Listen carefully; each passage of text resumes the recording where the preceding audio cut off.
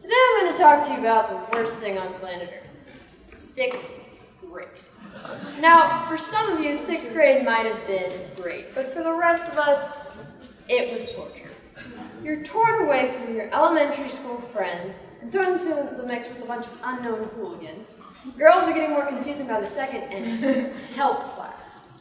Need I say more? I would know about all these challenges because I had it tough from the start.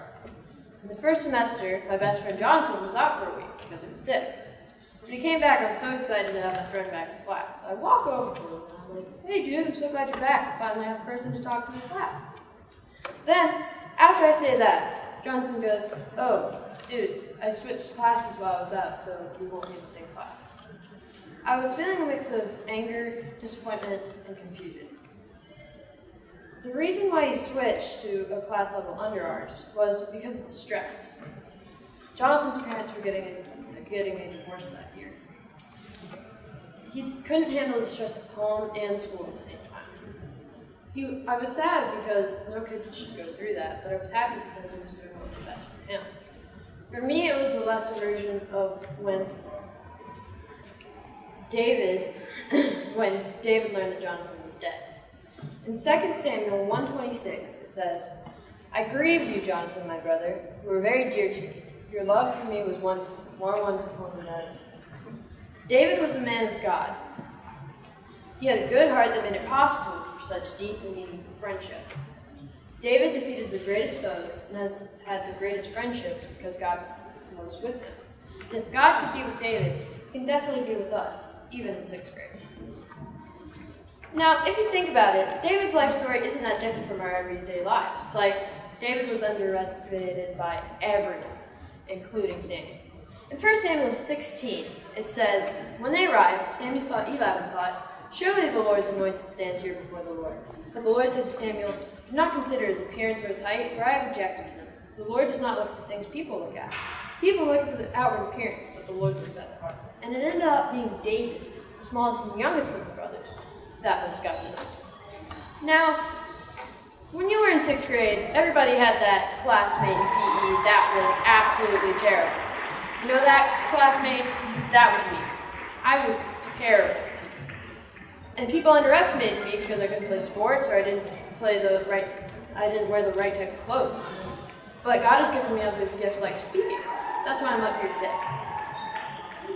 God will put people in your life to have your back. Jonathan and David's relationship helped David, even though Jonathan's dad was trying to kill David.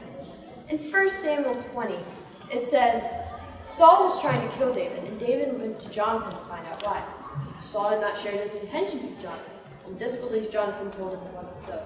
But David took an oath and said, 'Your father knows very well that I have found favor in your eyes,' and he has said to himself, 'Jonathan must not know this, or he will be grieved. Yet as surely as the Lord lives and as you live, there is only a step between me and death.' And Jonathan said to David, 'Whatever you want me to do, I'll do for you.'" And since I had a really hard year in 6th grade, it was not very easy to find friends at school. But through youth, I found tons of loving friends and a new spiritual church family. There's some of them right over there. Now, when faced with an impossible challenge, God equips you. It's like David battling Goliath. In 1 Samuel 17, it says, Goliath said to David, "Am I a dog that you come at me with sticks?" And the Philistine cursed David by his gods. "Come here," he said, "and I'll give your flesh to the birds and the wild animals." David said to the Philistine, "You come against me with sword and spear and javelin, but I come against you in the name of the Lord Almighty, the God of the armies of Israel, whom you have defied.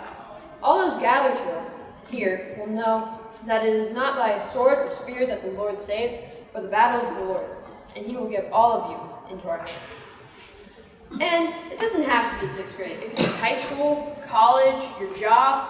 If you ask God into your heart, he'll help you and equip you for whatever challenge comes in your way.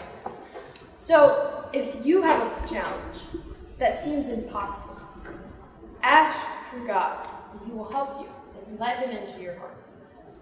Thank you for your time today.